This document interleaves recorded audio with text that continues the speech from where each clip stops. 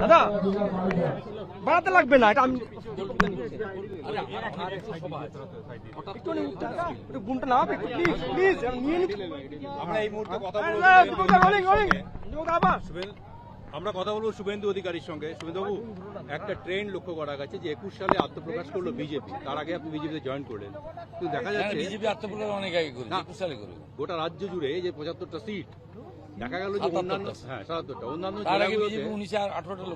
অন্যান্য জেলাগুলোতে দেখা যাচ্ছে ক্রমশ বিজেপির দিকে জমি বাড়ছে, রাজনৈতিক জমি বাড়ছে, কিন্তু পূর্ব মেদিনীপুরে কি এমন হলো এত দ্রুত গতিতে 21 থেকে 24-এ আসতেই 90%-এর বেশি আসনে অগ্রগতি আপনাদের? দেখুন, এখানকার মানুষ মোদিজিকে সমর্থন করেন, স্থানীয় স্তরে আমরা সবাইকে নিয়ে চলি, মানুষের আস্থা অর্জন করি। ওদের নেতৃত্ব ভীষণ দুর্বল। আর আমি গোটা রাজ্যে কাজ করলেও আমার যেহেতু এটা কর্মক্ষেত্র, জন্মভূমি, আমি এখান থেকে নির্বাচিত একাধিকবার কাউন্সিলর, বিধায়ক, সাংসদ ইত্যাদি হয়েছি। 6-8টা বড় নির্বাচনে লড়লাম 2001 থেকে 2024। স্বাভাবিকভাবে এখানে ভারতীয় জনতা পার্টির সঙ্গে মানুষের মেলবন্ধনের ক্ষেত্রে অল্প কিছু ভূমিকা আমি গ্রহণ করেছি, এবং তার ফলে এখানে বিজেপির যে বেস ছিল আমি আসার আগে, সেটা তো একটা বেস তৈরি হয়েছিল, 37% ভোট পেয়েছিল। 2024-এ সেটা 49%-এ পৌঁছেছে। আমার বিশ্বাস এবারে আমরা 55%-এর বেশি ভোট নিয়ে 16টা আসনই পদ্মফোটা দেব।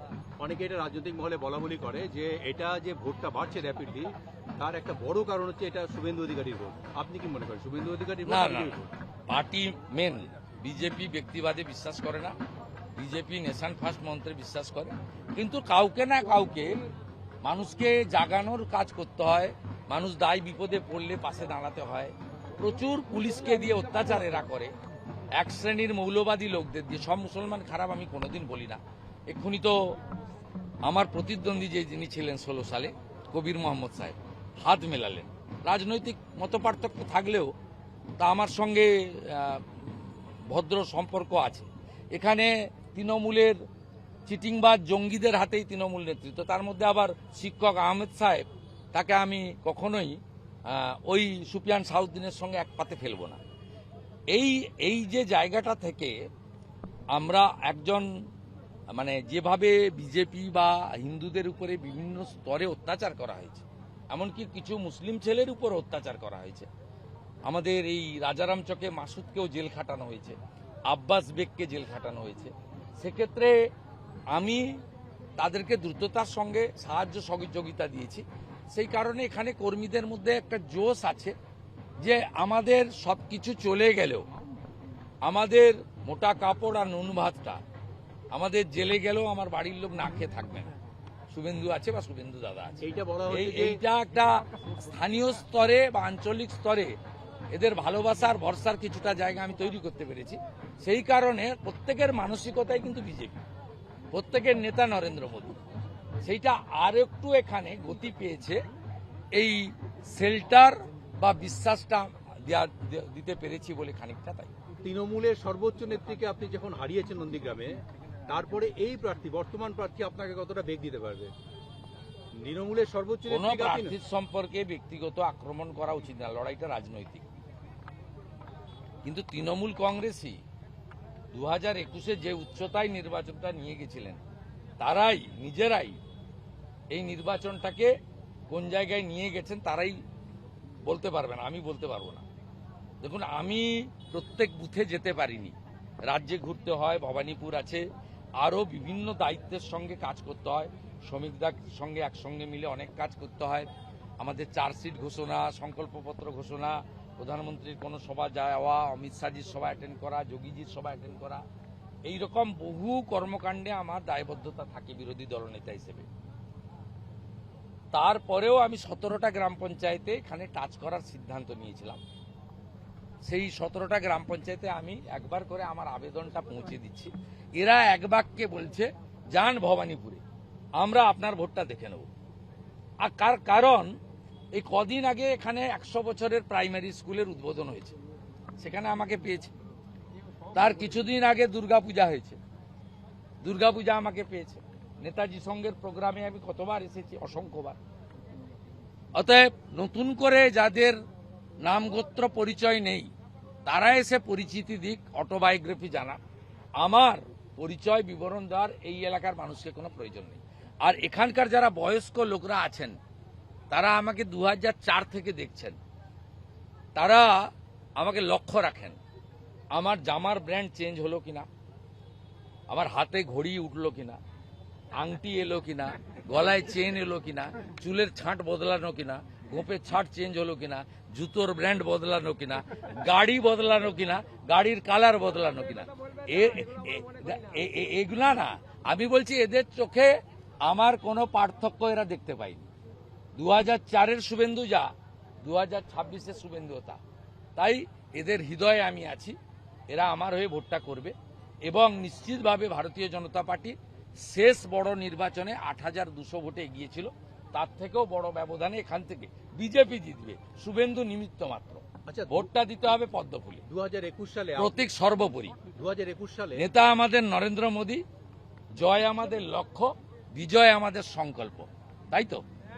দাদা, লাস্ট প্রশ্ন, আপনি জিতলে আপনারা ক্ষমতায়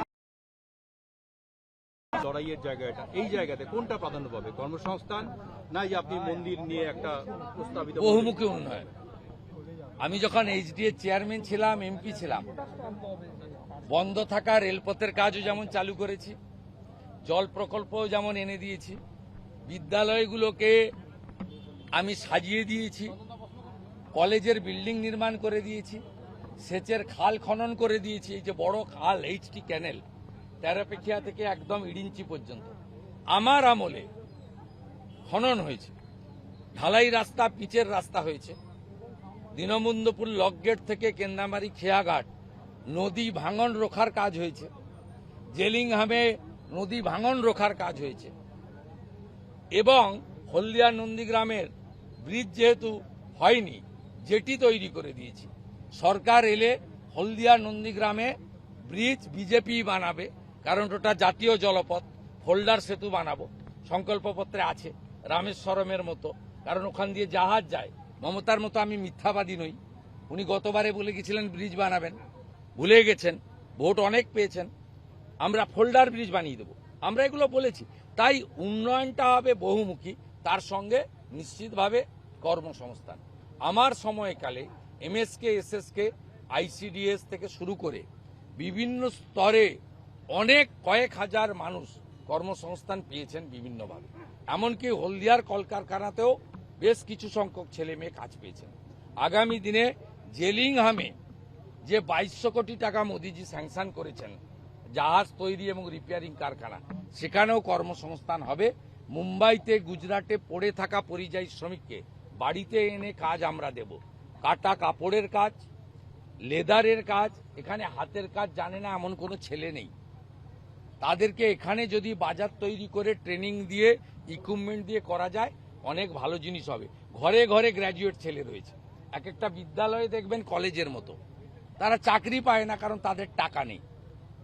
আপনি নিজে দেখেছেন শিক্ষক দুর্নীতি মামলায় সুফিয়ানের নাম এসেছে, 4 কোটি টাকা তিনি নিয়েছেন চাকরির জন্য, এটা চার্জশিটে উল্লেখ করেছে সিবিআই।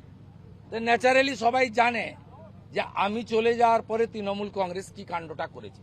আমি থাকার সময়ও দুর্নীতি যেগুলো করেছে তার প্রতিবাদ আমি দলে থেকে করেছি।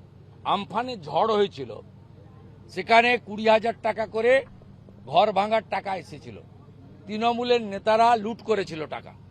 আমি এবং মেঘনাথ পাল 186 জন তৃণমূল নেতার চেক বিডি অফিসে ফেরত করিয়েছিলাম। এই উদাহরণও আছে।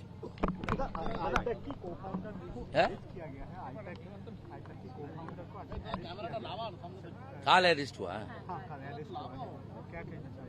वो कोल स्कैम में है इसलिए अरेस्ट हुआ। उसी पे टीएमसी कह रही है कि टूल जैसा यूज कर रही है ईडी को टूल जैसा यूज कर रही है बीजेपी। उनका क्या है, आई वो कोर्ट में लड़े। वो लोग तो जब समन मिला था तब कोर्ट में गया था, दिल्ली हाई कोर्ट में, सुप्रीम कोर्ट में। कोर्ट किसका बाद में चलता है, डॉक्यूमेंट के ऊपर चलता है। कोर्ट किस लिए उसको not to take any coercive action नहीं दिया, क्यों नहीं दिया हायर कोर्ट? उसको कुछ पूछना है तो लड़ना है तो कोर्ट में जाकर कीजिए। मीडिया के सामने बोलने से कोई फायदा नहीं होगा। टीएमसी जो चोर है सबका पता है, जनता का आवाज है। 15 साल हम चोर को दिया, 35 साल वाम को दिया, 5 साल राम को दूंगा। सम्राट जाधव बिहार में आज नया सीएम हुआ है दादा। I welcome, very good leader, strong leader, मेरा पर्सनल फ्रेंडशिप है।